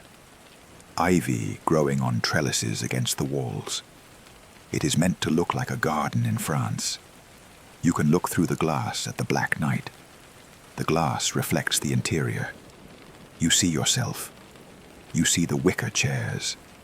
And beyond that, the ghostly reflection of the white foam on the water. The ship is a world of layers. Layer of steel, layer of cork insulation, layer of wood paneling, layer of silk wallpaper. We have wrapped ourselves in so many layers that we have forgotten where we are. We have forgotten that we are tiny specks on a fragile raft. The confidence of the Edwardian era is built into the furniture. The table legs are thick. The chairs are heavy. Nothing feels flimsy. Everything says, we are here to stay. The engines continue their rhythm. Thump, thump. It is a lullaby. It says, I am strong. I am pushing. I am constant. Let us go up to the boat deck again, the highest point of the ship. The cold air hits us. It wakes us up. We look forward, toward the bow. The ship is so long that the bow is invisible in the darkness. It is just a convergence of lines. Above us, the funnels rise like sequoias. 4 black towers against the stars. Smoke trails from the first 3. It flattens out in the wind, streaming behind us like a long gray scarf. The stars are incredibly bright tonight. There is no moon. The sky is a dome of diamonds. The Milky Way is a slash of white paint across the black. The air is super refracted. The cold air bends the light. The stars seem to be right above the mastheads. It is beautiful, and it is freezing. We walk to the railing. We look down. 60 feet down to the water. The ship cuts a clean path. There are no waves breaking against the bow. The ocean is flat. Like a mill pond, the sailors say. It is rare to see the Atlantic this calm. It is unnaturally calm. Usually there is a swell. Usually there is white water breaking over the bow. But tonight, the water is like black oil. It is like glass. The ship glides over it without a shudder. This smoothness is part of the danger. If there were waves, they would break against the base of an iceberg. They would create a line of white foam, a warning. But tonight, there are no waves. An iceberg will be silent. It will be a black shadow against a black sky, invisible until it is too late. But we do not know that yet. We only know the peace of the smooth sea, the peace of the warm ship. We are suspended in a moment of perfection, the Gilded Age. It feels like it will last forever. We turn back to the grand staircase. We stand under the glass dome one last time. We look at the clock. Honor and glory crowning time. The hands have moved. It is getting late. But the light is still warm. The wood is still glowing. You can sit on the velvet bench on the landing. You can lean back against the oak paneling. You can close your eyes. Listen to the ship. The creak of the wood as the hull flexes slightly. The hum of the ventilation fans. The distant thrum of the screws. It is a hive, a living organism. You are a cell in the organism. You are warm. You are fed. You are carried. Let the luxury lull you. Let the order of the architecture calm your mind. Symmetry, structure, strength. The staircase goes down, deeper into the safety of the ship. The dome goes up, toward the stars. You are in the center, balanced, secure. The Atlantic is vast, but the ship is a universe. Rest in the universe. Sleep. Chapter 5. The Engine. We leave the silence of the grand staircase behind. We leave the polished oak, the crystal chandeliers, and the scent of lavender and fresh linen. We are going down. We open a door marked crew only. We descend a narrow steel staircase. With every step, the atmosphere changes. The air gets warmer. The smell of the ocean and the perfume of the first-class lounge fades, replaced by a new scent. It is a heavy, thick smell. It smells of hot oil, steam, coal dust, and heated metal. We are entering the body of the ship. We are entering the chest cavity, where the giant heart beats. We arrive at the bottom of the ship. We are below the waterline now. The freezing Atlantic Ocean is pressing against the steel plates on either side of us. But in here, it is tropical. We stand on a metal grating. We are in the reciprocating engine room. To call it a room is an understatement. It is a cathedral of mechanical power. It is 4 stories high. It is filled with a jungle of steel. Looking up, you see skylights far above, filtering a dim gray light from the upper decks. But down here, it is lit by electric bulbs in wire cages, casting long, shifting shadows against the white-painted bulkheads. Dominating the space are the 2 engines, the port engine and the starboard engine. They are the largest reciprocating steam engines ever built. They rise like cliffs of cast iron. They are 30 feet tall, and they are moving. Watch the rhythm. Rise and fall. Rise and fall. The massive steel connecting rods, thick as tree trunks, drive the crankshafts below. The cranks turn in the pit, splashing through troughs of oil. Splash, thud, splash, thud. The sound is not a chaotic noise. It is a symphony of heavy metal. It is a deep, resonant bass note that you feel in your teeth and in your bones. Thump, thump, thump, thump. 75 revolutions per minute. It is a slow heartbeat. It is not racing. It is cruising. It is a confident, steady pace that eats up the miles. Let us watch the oilers. These are the men who tend the beast. They walk along the steel catwalks that weave through the machinery. They carry long-spouted oil cans made of brass. They move with the grace of dancers. They know exactly where to step. They know exactly when the metal arm will swing past. The oiler reaches out. He touches the moving steel with the back of his hand. He is checking the temperature. If a bearing is running hot, He must know instantly. He pours a stream of golden oil into a brass cup on the moving rod. He does not spill a drop. The oil coats the steel. It glistens under the electric lights. It ensures that the metal slides over metal without friction, without complaint. It is a relationship of care. The men serve the machine, and the machine serves the ship. Let us trace the path of the energy. Steam enters the top of the engine. It is invisible gas, superheated, under immense pressure, 215 pounds per square inch. It enters the high-pressure cylinder. It pushes the piston down with the force of a falling mountain. Then the steam escapes. It moves to the intermediate cylinder. It expands. It pushes again.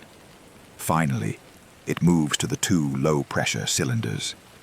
It is tired now, but it has enough strength for one last push. It is a cascade of power. Nothing is wasted. From the reciprocating engine room, we move further back, toward the stern. We pass through a watertight door. We enter the turbine room. Here, the sound changes. The rhythmic thump-thump of the pistons fades behind us. It is replaced by a high-pitched, steady hum. A drone. Whirr. This is the domain of the Parsons turbine. The steam, having done its work in the piston engines, flows here. It enters the massive cylindrical casing of the turbine. Inside, there are thousands of tiny blades. They are set in rows on a central rotor. The steam rushes through them like wind through a forest. It spins the rotor. This is the newest technology of 1912. It is smooth. It is vibration-free. It drives the center propeller.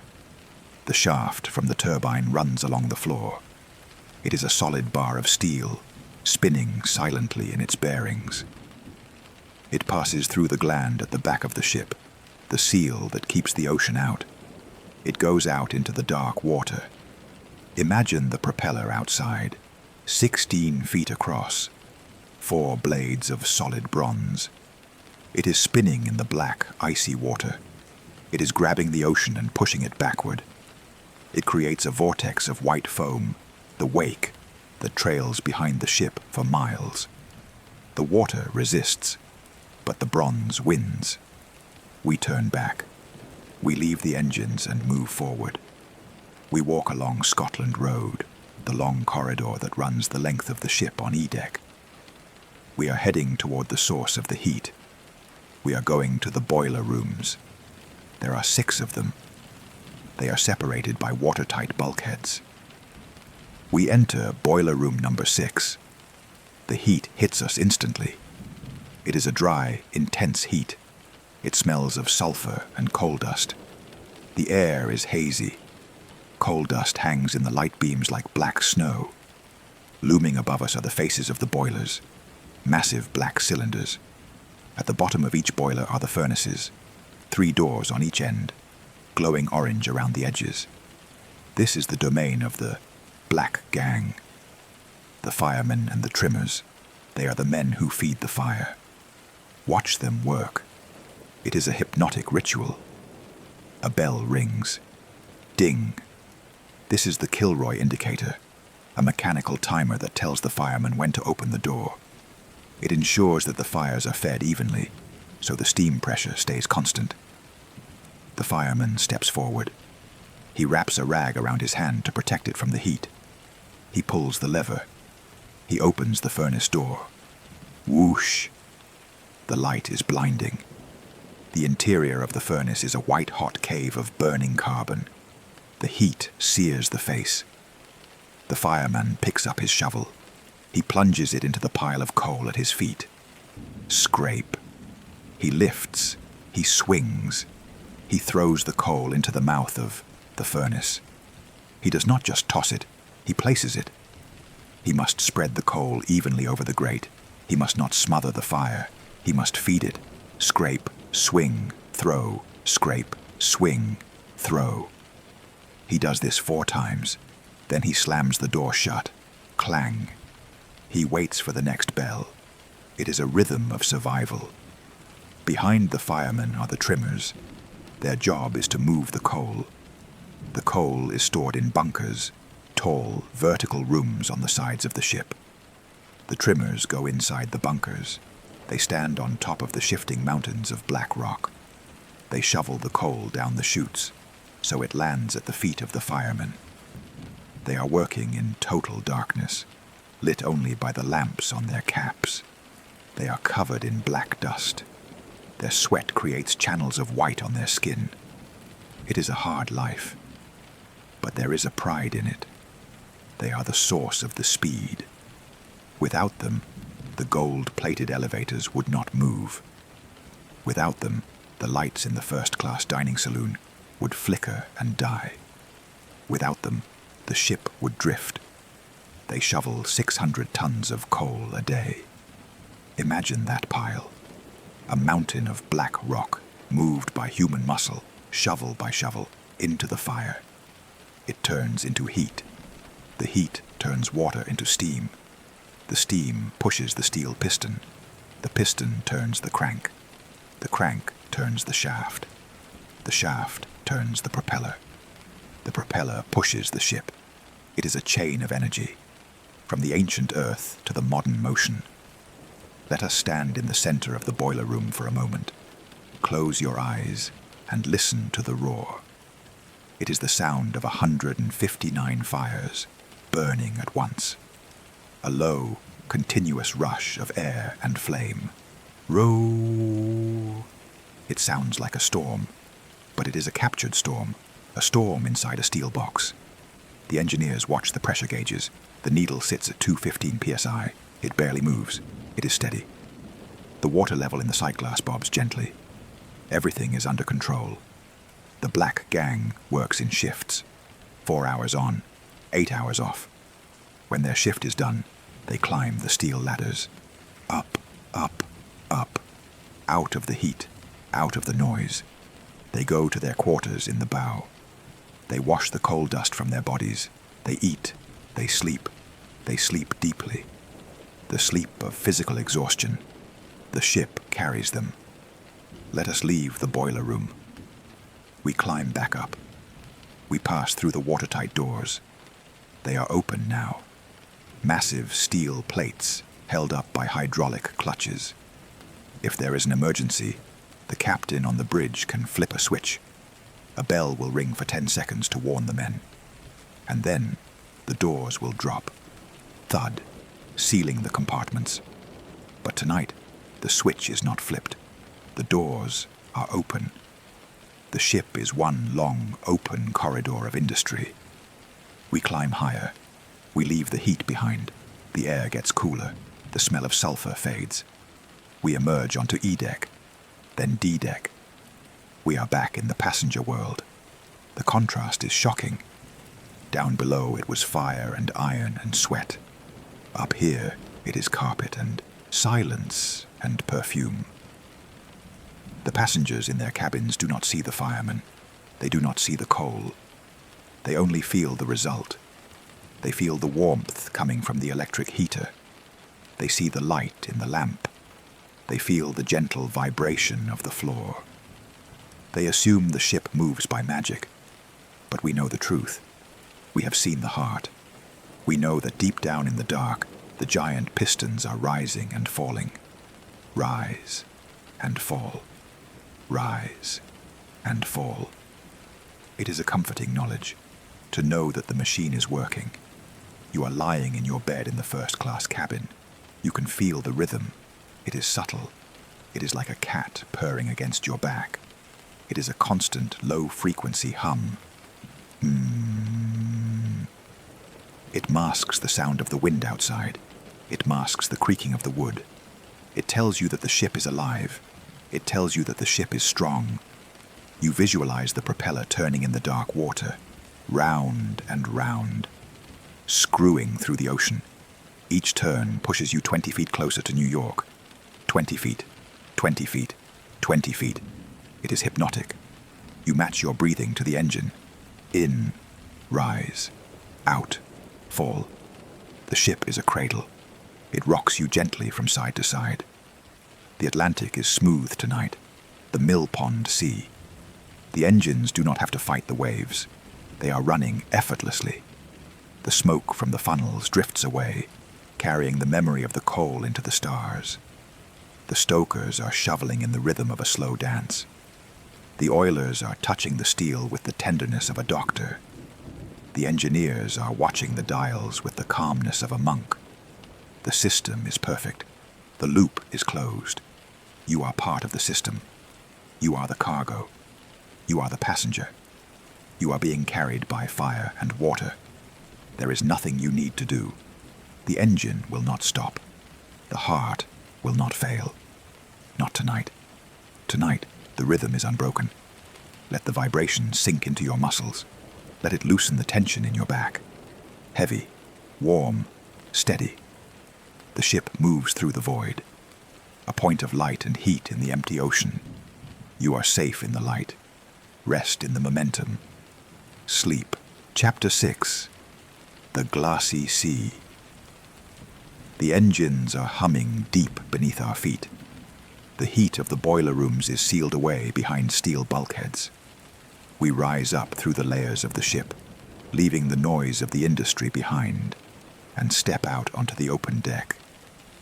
It is the evening of Sunday, April 14th, 1912. We are entering the strangest and most beautiful night in the history of the ocean. Earlier in the day, the weather was typical for the North Atlantic in spring. Gray skies, a moderate wind, a chop on the water.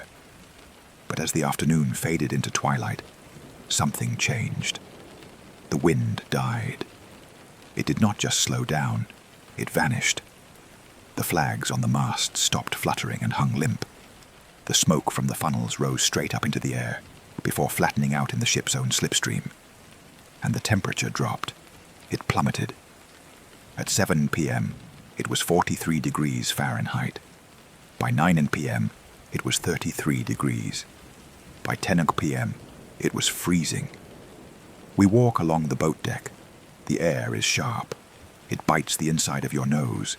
It is dry and crystal clear. There is no fog tonight.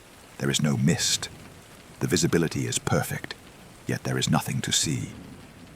We walk to the railing and look over the side. The ocean has undergone a transformation. Sailors talk about a mill pond sea. It means water so calm, it looks like a small pond behind a mill. But to see the entire Atlantic Ocean turn into a mill pond is unnatural. There is no swell. There are no waves. There are no whitecaps. The water is a sheet of black glass. It looks like oil. It stretches out to the horizon, flat and unbroken. The ship is cutting through it with zero resistance. Usually, when a ship moves this fast, 22 knots, it smashes into the waves, creating a rhythmic shudder. Crash, spray, crash, spray. But tonight, there is only a hiss. Shh. The bow slices the water like a razor blade cutting black silk. The water peels away, turning over in a smooth, continuous wave that glows with bioluminescence. Tiny sea creatures, disturbed by the steel, flash green and white in the darkness. It is hypnotically quiet. We look up. The sky matches the sea. It is a dome of absolute black clarity. Because the air is so cold and still, the atmosphere acts like a lens. It refracts the light. The stars are not just points of light. They are burning lamps. They look twice as bright as usual.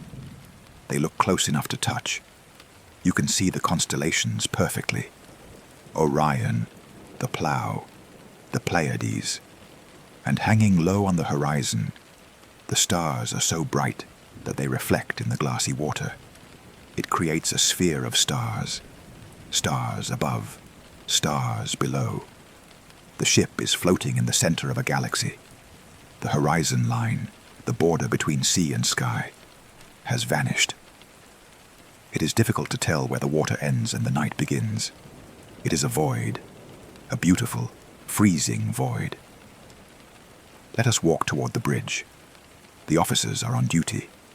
Second Officer Lightoller, Third Officer Pittman. They are standing on the wings of the bridge, peering into the dark. They are wrapped in heavy greatcoats, collars turned up against the chill. They wear gloves. Their breath plumes out in white clouds of steam. They are drinking tea to stay warm. The steam from the porcelain cups rises and disappears instantly in the cold air. They are whispering. In such silence, a loud voice would seem rude. "It's cold," one says. "Freezing," the other replies. They look at the thermometer. It reads 31 degrees, 1 degree below freezing. They know what this means. When the temperature drops this fast, it means one thing: ice. We are entering the ice field. The Arctic winter has broken up. The glaciers of Greenland have calved. Massive islands of ice are drifting south, carried by the Labrador Current. They are moving into the shipping lanes. The officers know this. They have received warnings. But they are not afraid. They trust their eyes. On a clear night like this, surely they would see an iceberg miles away. They trust the water to warn them. Usually, when waves hit an iceberg, they make a sound, a roar of surf, and they create a ring of white foam around the base of the ice, a collar of phosphorescence. You look for the white line, but tonight the water is flat. There are no waves to hit the ice. There is no white collar. The ice will be silent. It will be black. It will reflect the black sky. It will be a ghost. Let us climb higher. We climb the mast. The steel ladder rungs are cold and slick with condensation that is turning to frost. 50 feet up. We reach the crow's nest. It is a small steel bucket, open to the elements. Inside stand two men, Frederick Fleet and Reginald Lee, the lookouts. Their shift began at 10 p.m. It is now 11 p.m. They are freezing.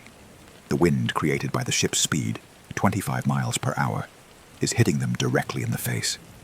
Their eyes are watering. They do not have binoculars. The binoculars were lost or locked away in Southampton. They have only their eyes. They stare into the dark. Imagine the visual monotony. Black sky, black sea, stars. For an hour, nothing changes. Just the wind and the hiss of the ocean far below. They stomp their feet to keep the blood flowing. They blow on their hands. They smell the air. Some sailors say you can smell ice. It smells like a deep freeze, a wet metallic freshness, like a damp cellar. They smell it tonight. They strain their eyes. Is that a shadow? No, just a patch of open water. Is that a shape? No, just a cluster of stars setting. It is a trance. The lookout's trance. Staring at nothing for so long that your mind begins to invent shapes. But they keep watching. It is their duty. They are the eyes of the ship. Let us go back down, through the bridge, into the warmth. We enter the Marconi room, the wireless room. It is a small cabin behind the bridge. It is warm and cluttered. It smells of ozone, the smell of electricity.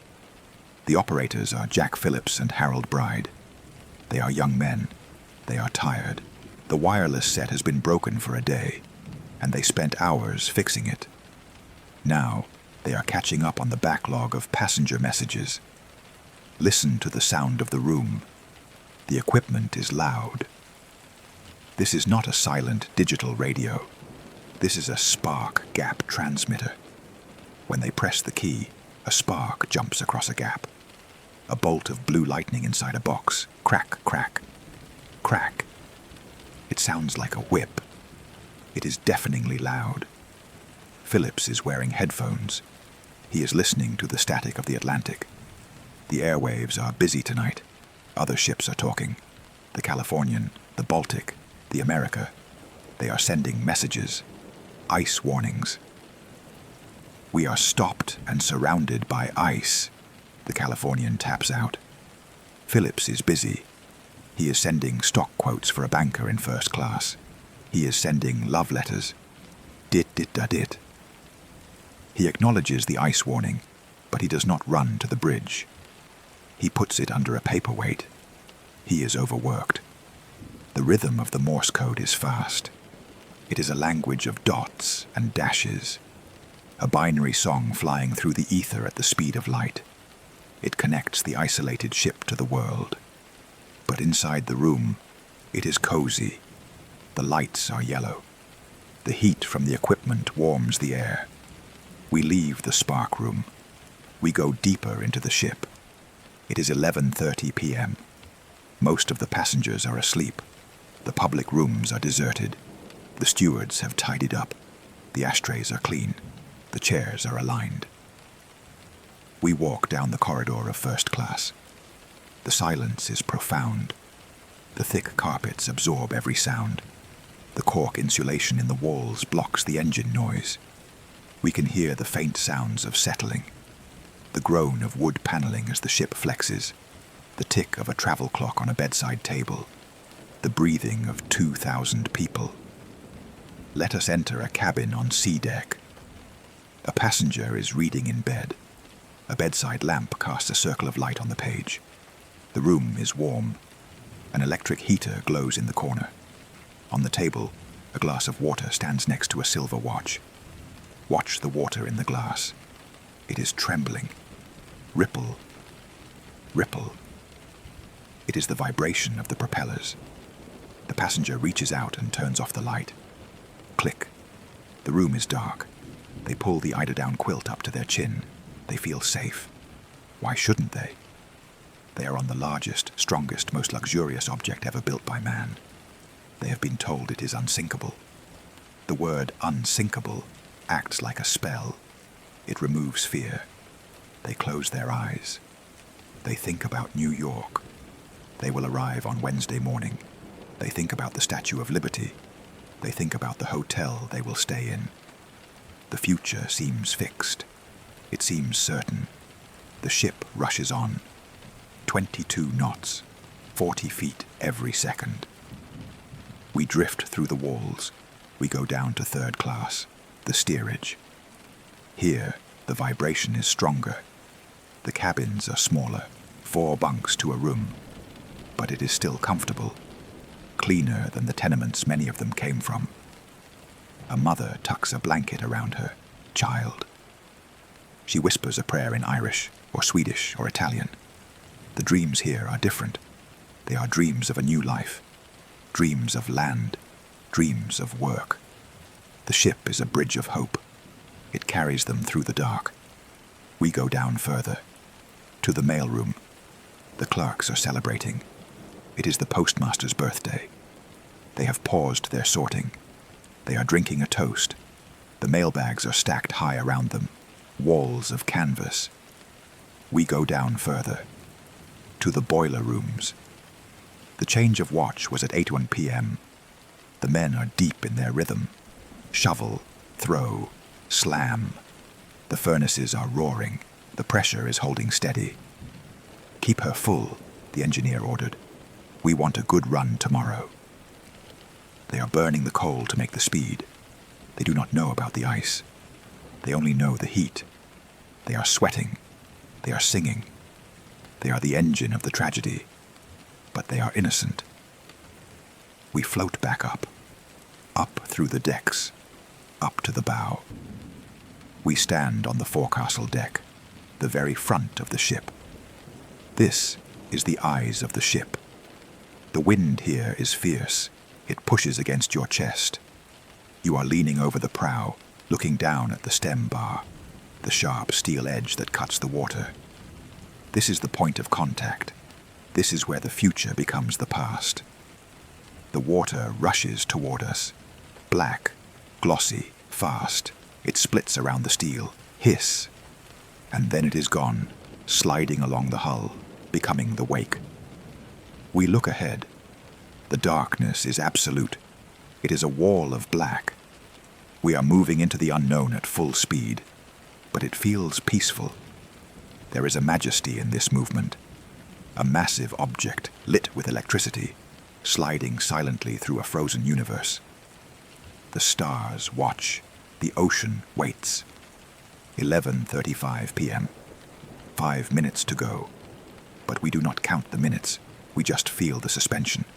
The ship is suspended in the water. The passengers are suspended in sleep. The moment is suspended in history. It is the calm before the end of the world. But for now, it is just a beautiful night. The most beautiful night they have ever seen. The stars are reflected in the Millpond Sea. The Milky Way is a river of light. The only sound is the wind and the rush of the water. Shh. You are standing at the rail. You are cold, but you do not want to go inside. You want to watch the ocean. You want to see the stars. You feel the vibration of the engines in your hands as you hold the rail. Thrum, thrum, thrum. It is the heartbeat of the ship. It is strong. It is steady. It will never stop. Or so it feels. You take a deep breath of the freezing air. It tastes of salt and ice. You exhale. A cloud of white steam. You watch it drift away over the water. You are safe. You are invincible. You are on the Titanic. And she is sailing to America. Let the image of the glassy sea fill your mind. Black water, white stars, smooth, silent, deep. Rest in the calm. Rest in the beauty of the cold. Sleep. Chapter 7. The Kiss of the Ice. The bell has rung. 3 sharp, distinct notes hanging in the freezing air. Ding, ding, ding. It is 11:39 p.m. Up in the crow's nest, Frederick Fleet lowers the phone. He has spoken the words. Iceberg, right ahead. Now, the timeline contracts. We move from the hours of the voyage to the seconds of the event. But we will not view this with panic. We will view it with the detachment of history. We will view it as a collision of physics and geometry. On the bridge, First Officer Murdoch is in command. He sees the shape, a black mass blocking out the stars. It is not white. It is a shadow, darker than the darkness. He gives the order, hard a starboard. It is a command to turn the ship to the left. The quartermaster at the wheel spins the spokes. He turns it as fast as he can. The mechanism engages. Deep in the stern of the ship, the massive steam steering engines wake up. They hiss. They push the tiller. The rudder, a steel plate as tall as a house, begins to swing into the current. But the Titanic is heavy. She weighs 46,000 tons. She is moving at 22 knots. She has inertia. Momentum wants to carry her forward. The rudder wants to turn her. For 37 seconds, nothing happens. The ship rushes toward the ice. The gap closes. The lookouts brace themselves, and then, slowly, majestically, the bow begins to swing. It turns to the left. It traces a curve on the black water. The prow of the ship passes the iceberg. It misses. The steel stem bar does not hit the wall of ice. For a heartbeat, it seems they have made it. But the ship is too long. She is turning, but she is also sliding sideways. The ice glides along the starboard side. It is not a crash. It is not a violent impact that throws people from their beds. It is a contact, a graze, a kiss. It happens underwater. 10 feet below the waterline, the jagged spur of the iceberg reaches out. It touches the steel plates of the hull. The ice is as hard as rock. The steel is brittle from the cold. The ice pushes the plates in. It pops the rivets. Pop, pop, pop. It sounds like tearing canvas, or like a heavy chain being dragged over a metal floor. The sound travels through the ship. To the passengers in the forward cabins of first class, it is a faint vibration. A jar, like the ship rolled over 1,000 marbles. A silver fork on a bedside table rattles. Chink. A crystal chandelier sways gently. A card player in the smoking room notices his drink ripple. They look up. We must have dropped a propeller blade, someone says. They go back to their game.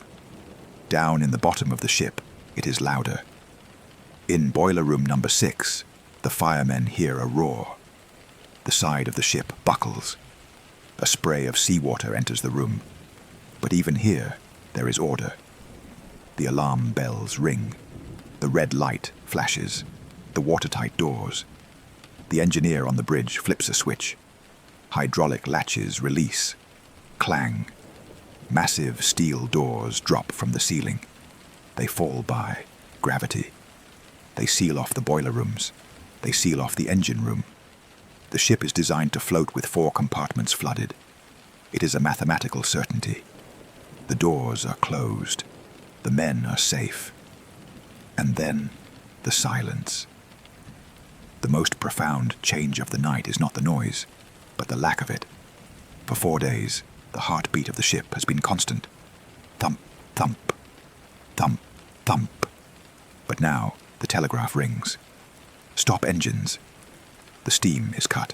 The pistons slow down. The crankshafts make one last revolution. The propellers stop spinning. The vibration stops. The ship is drifting. She is gliding silently through the calm water, carrying her momentum, but losing her power. She slows. She stops. She sits motionless in the black water. The wind of her own passage dies away. The smoke from the funnels goes straight up. The silence is absolute. It rings in the ears. Passengers wake up, not because of the crash, but because of the quiet. The sudden absence of the rhythm that rocked them to sleep is startling. They put on their dressing gowns. They step out into the corridors. Why have we stopped? Is there fog? I don't know. They walk up the grand staircase.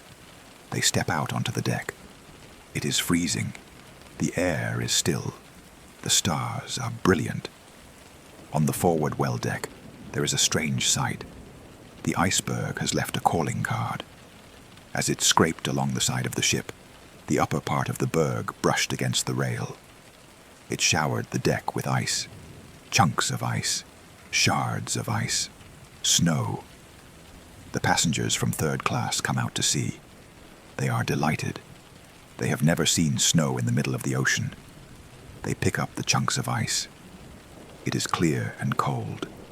It is freshwater ice, formed from snow that fell in Greenland 3,000 years ago. They play soccer with a block of ice. They throw snowballs.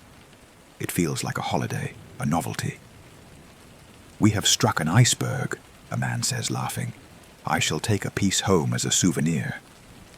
There is no panic. The ship feels solid as a rock beneath their feet. It is so large, and the ocean is so flat, that the idea of danger seems ridiculous. It is just a pause in the journey, an inconvenience. But deep inside the ship, a man is walking. He is walking fast, but he is not running. He is calm. He carries a set of rolled-up blueprints under his arm. This is Thomas Andrews, the builder. He is the managing director of Harland and Wolff. He knows every rivet, every beam, every plate of this ship. He watched it rise from the mud in Belfast. He has been summoned to the bridge by the captain. "We have struck ice, Mr. Andrews." Andrews nods. He does not guess. He measures. He goes down. Down the crew stairs. Down into the forward holds. He sees the water. It is rising. In the mailroom, the clerks are sloshing in water up to their knees. They are trying to move the mailbags to a higher deck. They are annoyed about the wet letters. They do not realize the futility. In the squash court, the water is covering the floor. Andrews climbs back up. He unfolds his blueprints on the chart table in the chart room. He does the math. This is the cold, hard arithmetic of the tragedy. The ship is divided into 16 watertight compartments. She can float with the first 2 flooded. She can float with the first 3 flooded. She can even float with the first 4 flooded. But the ice has opened the first 5. 5 compartments are filling with water. The weight of the water in the bow will pull the ship down. As the bow sinks, the water will spill over the top of the bulkheads into the 6th compartment. then the 7th. It is a mathematical certainty. Andrews looks at the captain. His voice is quiet. It is the voice of an engineer stating a fact. "She is made of iron, sir. I assure you, she can sink." "How long?" the captain asks. Andrews calculates the volume of the water entering. He calculates the pump's capacity. "An hour and a half, possibly 2. Not much longer." It is a death sentence delivered in a whisper. But looking out the window of the bridge, the ship looks fine. The lights are blazing. The band has started to play in the lounge. The passengers are ordering drinks. The tragedy is invisible. It is hidden in the geometry. The captain gives the order. "Uncover the boats." The crew begins to move. They move efficiently. They untie the canvas covers of the lifeboats. They swing out the davits, the cranes that hold the boats. The sound of the cranks, click, click, click, the squeak of the pulleys. But there is no alarm, no siren. The captain is afraid of panic. If he tells the 2,000 people that there are only boats for half of them, there will be chaos. So he orders silence. "Women and children first," is the order, but it is whispered. Let us walk along the boat deck. It is 12:30 a.m. The ship has begun to tilt. It is a very slight angle, a down angle by the bow, and a slight list to starboard. If you look at the horizon, the stars seem to be moving higher. The railing is not parallel to the sea anymore, but it is gentle. The band has set up their instruments near the entrance to the grand staircase. A cello, a violin, a piano. They begin to play. They do not play sad music. They play ragtime. Alexander's ragtime band. Waltzes. Music from the palm courts of London. The music floats out over the cold deck. It mixes with the sound of the steam. The engineers have opened the safety valves on the funnels to release the excess steam pressure.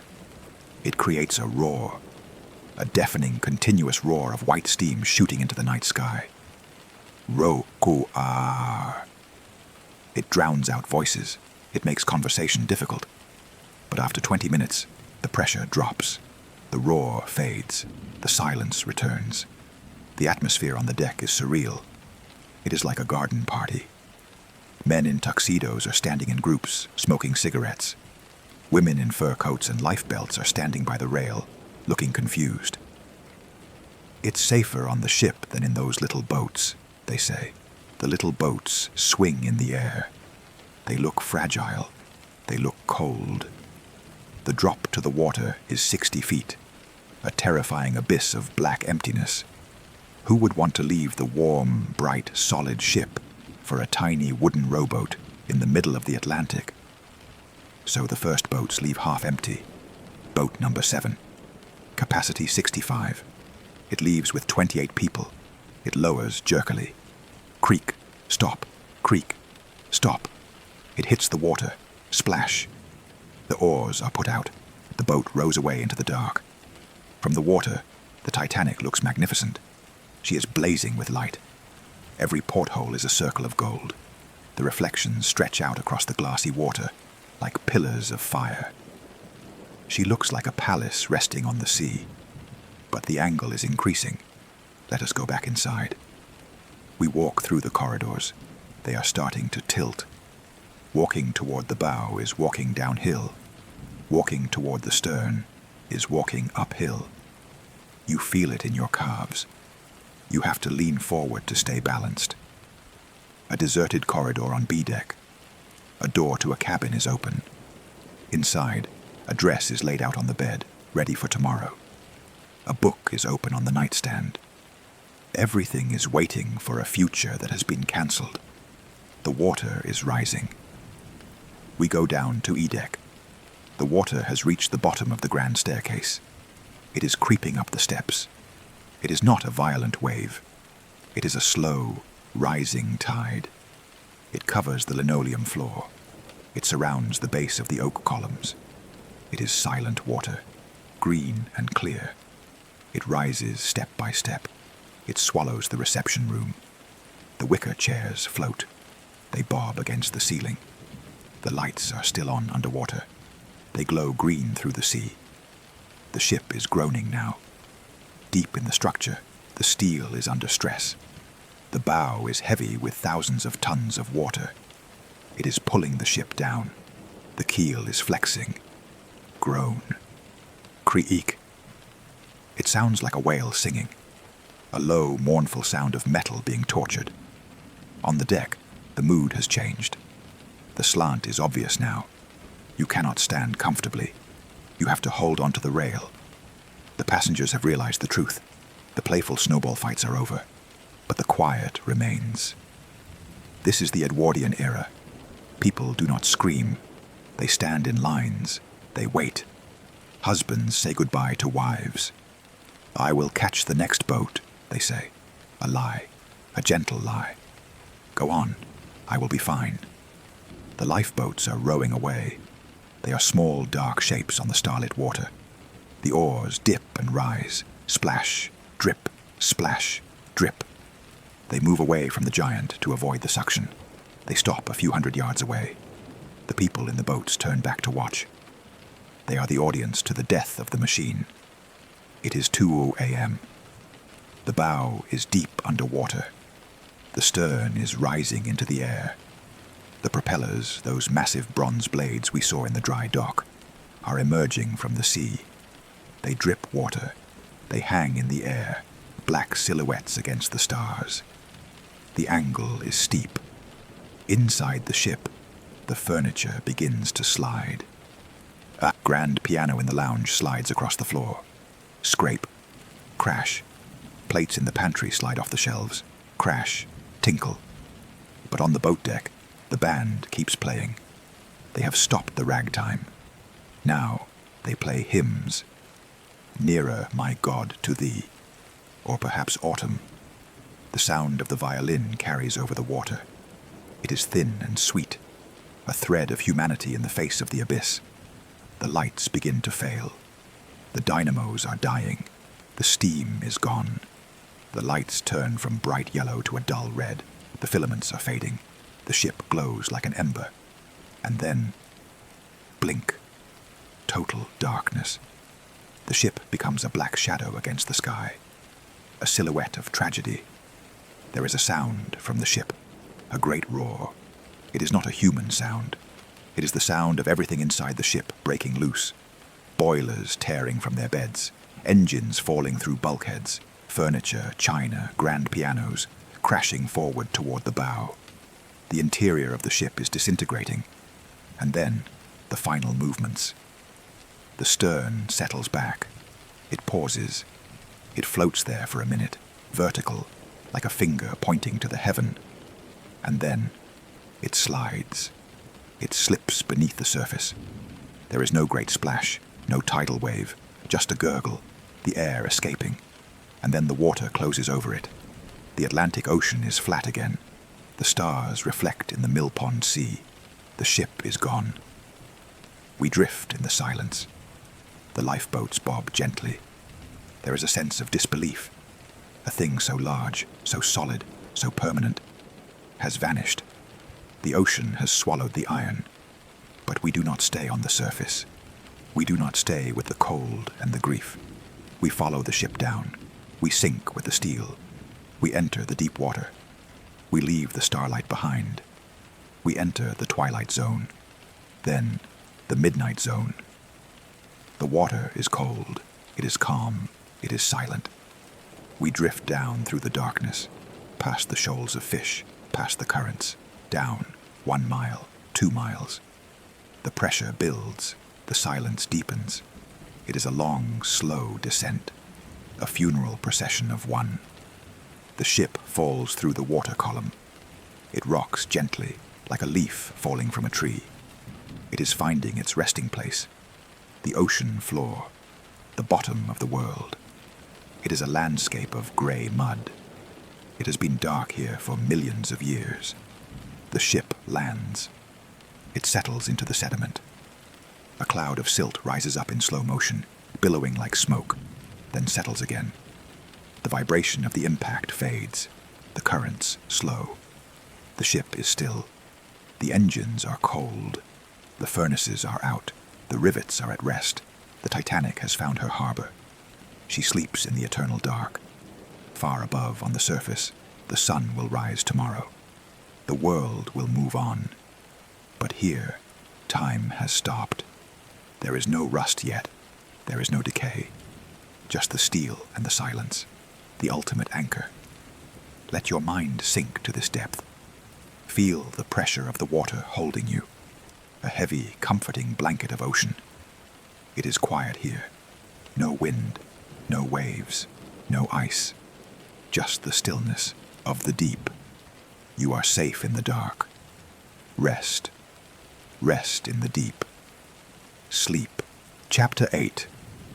The long descent. The surface of the Atlantic has closed. The scar in the water has healed. The stars are reflecting once again on the mill pond sea. But below the mirror, the journey continues. We are leaving the world of men and entering the world of the abyss. We are following the ship down. The ocean here is 2.5 miles deep, 12,000 feet. It is a journey that takes time. The ship does not plummet like a stone. It planes. It drifts. Let us follow the bow section. It is the largest piece. A massive cathedral of steel, still mostly intact. It is gliding through the water column at 30 miles per hour. But in the darkness, there is no sense of speed. There is only the flow. The water rushes over the deck. It streams past the bridge where Captain Smith stood. It flows through the empty windows of the wheelhouse. The pressure is building. Every 33 feet, the pressure increases by 1 atmosphere. Down here, at 1,000 feet, the pressure is crushing. The wood compresses. The glass in the portholes shatters inward with a dull thump. The air trapped inside the ship, the last breath of the surface, is squeezed out. Bubbles of air release from the ventilators. They rise up, silver spheres racing toward the stars, passing the ship which is racing toward the dark. We go deeper, into the midnight zone. There is no sunlight here. The water is ink black. The temperature is freezing, just above the point of turning to ice. In this darkness, the Titanic is not alone. It is surrounded by a cloud of debris. It is a slow-motion rain of artifacts. Imagine the objects falling through the water. They fall at different speeds, separated by their weight and their shape. The heavy iron, the boilers that tore loose, the huge reciprocating engines. They fall straight and true. They are the first to reach the bottom, smashing into the sediment, the coal, thousands of tons of black rocks from the bunkers. They tumble through the water like a hailstorm. Click, click, click against the hull. The china. This is the most surreal sight. Thousands of white plates, teacups from the veranda cafe. They flutter. They rock back and forth like falling leaves. A spode china plate, decorated with gold and cobalt blue. It spirals down. It lands gently on the soft mud of the ocean floor, unbroken. It sits there, perfect, waiting. The shoes, leather boots, silk slippers from a stateroom. They are treated with chemicals during the tanning process, so the sea creatures do not eat them. They fall in pairs. They land on the sand. They look as if someone is standing there, invisible. The chandeliers, brass and crystal. They swing in the current as they fall. The crystals tinkle softly, a sound that is instantly swallowed by the pressure. It is a silent dispersion of a civilization. A silver pocket watch. A bottle of champagne, the cork still sealed by the pressure. A doll with a porcelain face. They drift down through the layers of the ocean, 1 mile down, 2 miles down. The water here is ancient. It has not touched the air for 1,000 years. It is still, it is silent. And then, the arrival. The bow section looms out of the darkness. It hits the bottom. Thud. It is not a crash. It is a heavy, dull impact. The nose of the ship buries itself 60 feet deep into the grey sludge of the seabed. The steel groans. The hull flexes. The bridge decks collapse slightly under the shock. A massive cloud of silt billows up. It rolls out across the ocean floor like a slow explosion of grey smoke. It curls and twists in the current. It takes 20 minutes for the silt to settle. And then, stillness. The ship is resting. It sits upright. It is dignified. The railing of the bow, the place where the passengers stood to watch the sunset, is now looking out into the eternal night. Half a mile away, the stern section lands. It is more violent.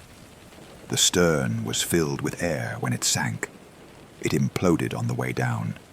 It lands with a crash, the steel twisted and torn. It looks like a ruined city. But between the two sections, there is the debris field, a square mile of scattered memories. It looks like a quiet village on the moon. Here is a boiler, sitting round and black like a house. Here is a safe, its door slightly ajar. Here is a bathtub, gleaming white in the darkness. And covering it all, a light dusting of sediment. The marine snow. This is the organic matter that falls constantly from the surface. Tiny white flakes. It covers the wreck like a blanket of dust. It softens the sharp edges of the torn steel. It is a process of burial. Nature is reclaiming the iron. Let us float through this underwater landscape. We move along the promenade deck of the bow. The windows are open. We can float inside, into the cabin of a millionaire. The woodwork is still there. The oak paneling, preserved by the lack of oxygen and the cold. The brass bed frame stands in the corner. The mirror on the wardrobe is still intact, reflecting nothing but the dark. The silence here is profound. It is not the silence of an empty room. It is the silence of a stopped clock. Time does not move here. There is no day. There is no night. There are no seasons. There is only the slow, relentless pressure. There are life forms here. Strange, pale creatures. A rat-tail fish swims slowly past the railing. It has large black eyes. It moves with a lazy flick of its tail. It does not know what this massive steel cliff is. It is just a new mountain in the flat plain. A white crab walks sideways across the deck planks. Click, click. They are the new passengers. They are the guardians of the wreck. We move to the grand staircase. The dome is gone. The glass shattered on the surface. Now, it is just a gaping hole. A shaft leading down into the ship. We float down, past A deck, past B deck. The staircase itself has dissolved. The wood has floated away or been eaten. But the structure remains. The columns, the electric light, fixtures still attached to the ceiling, hanging by their wires. It is a ghost of a room. And at the bottom, on the D-deck reception landing, the ghost of the clock. Honor and glory crowning time. The wood carving is gone, but the linoleum floor is there, the black and white tiles. You can still see the pattern. You can imagine the shoes that walked here. Patent leather, silk. But now, only the silt settles on the tiles. We leave the interior. We float up to the bridge. The wheel, the ship's wheel. It stands there, lonely in the telemotor housing. The wood has gone, but the bronze core remains. It is frozen. It is still turned to the left. Hard a starboard. The final command is locked in the metal forever. The telegraphs are there, the brass handles. One is set to stop. The other is set to full speed ahead. A contradiction, a frozen moment of confusion. We drift up, away from the wreck. We look down at it. In the darkness, it is just a shape. A shadow darker than the water. It does not look frightening anymore. It looks peaceful. The violence of the sinking is gone. The panic is gone. The cold is gone. There is only the rest. The ship has become part of the geology of the Atlantic. It is an iron reef. Rusticles, formations of rust that look like icicles, hang from the railings. They grow slowly, drop by drop, consuming the steel. They are red and orange. They look like weeping iron. They are the tears of the ship. But the destruction is slow. It happens on a timeline of centuries. For tonight, the ship is solid. It holds its shape against the crushing weight of the water. It holds the memory of 1912. The champagne bottles are still corked. The letters are still in the mailbags. The coal is still in the bunkers. It is all safe. Nothing can hurt it anymore. No ice can touch it. No storm can rock it. It has found the ultimate harbor, a harbor of absolute stillness. You are floating above it, weightless in the water. You feel the heavy blanket of the ocean covering you.